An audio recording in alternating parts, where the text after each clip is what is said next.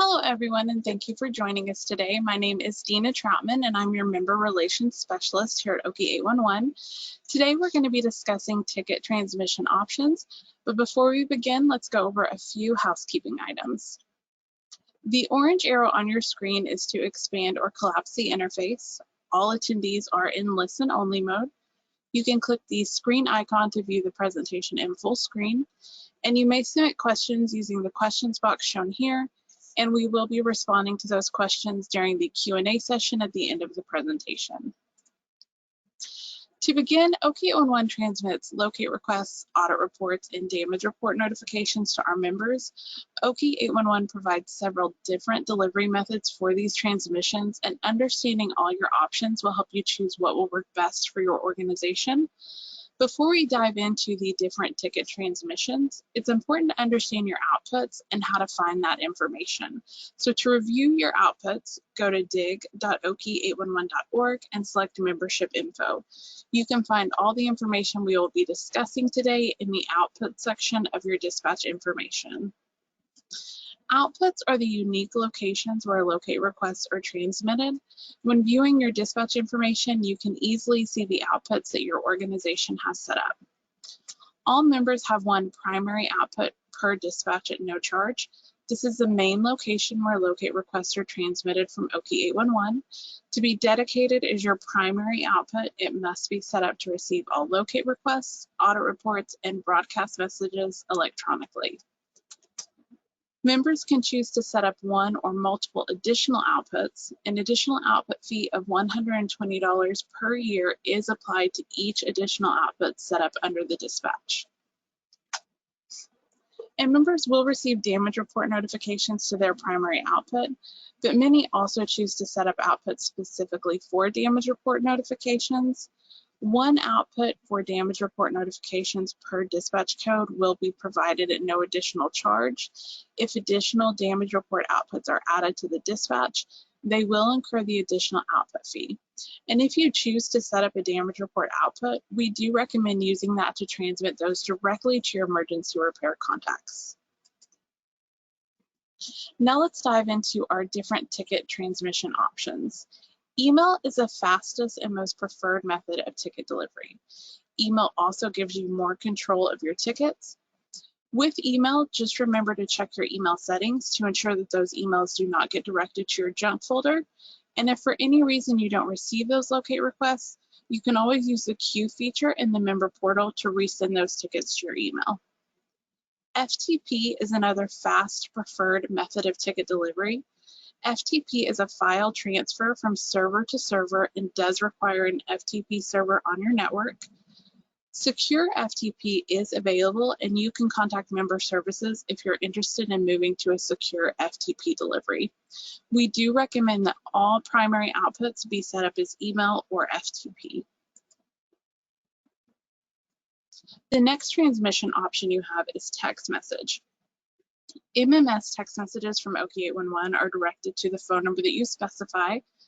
Ticket information via text is limited, but it does include the ticket number, ticket type, the contact name and phone number, and the worksite address and county.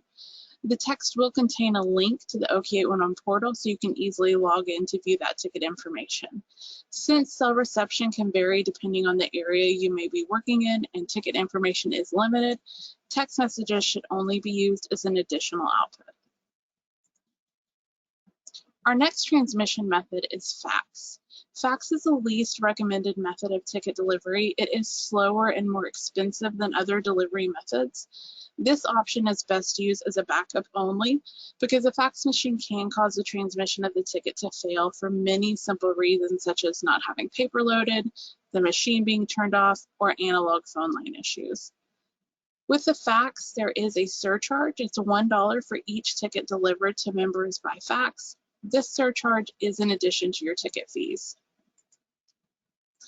Our next transmission method is the automated emergency short notice calls. Emergency short notice calls are directed to the phone numbers you provide through a third-party service called Vocal Notify.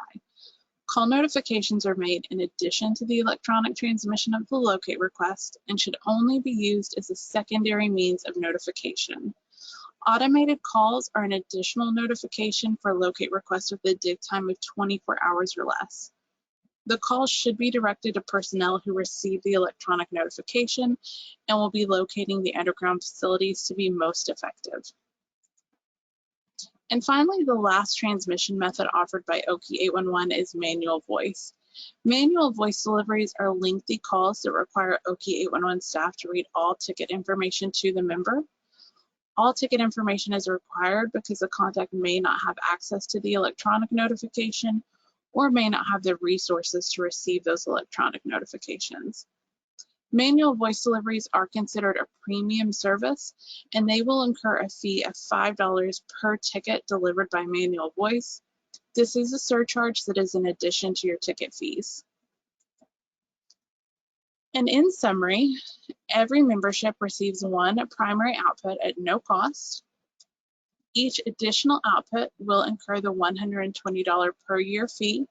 Some transmission methods, such as fax and manual voice, will have additional ticket delivery fees. Members have the option to set up outputs specifically for damage reports. Email and FTP are the preferred method of ticket transmissions. Text is best used as an additional output and is not recommended for a primary output. Fax is not recommended due to the cost and issues associated with failure to receive notifications. Emergency short notice calls are to be used as a secondary option in addition to your electronic notifications. And manual voice is a premium service for members. If you choose this option, please remember it is the most time-consuming and expensive method of ticket transmission. And now let's see if we have any questions. It doesn't look like anybody had any questions during the webinar, but please remember that we are always here for you, so feel free to contact us anytime that you do have questions. If you can think of any questions or have suggestions for future webinar topics, contact our Education and Outreach Department at education@oki811.org. To register for any future webinars or watch a recorded webinar, go to www.oki811.org/education events. If you have any questions regarding your membership, please contact us at memberservices@oki811.org.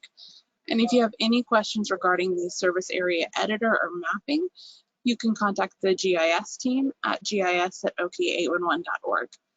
There will be a survey at the end, and we do appreciate any feedback. Stay safe, and thank you for your time.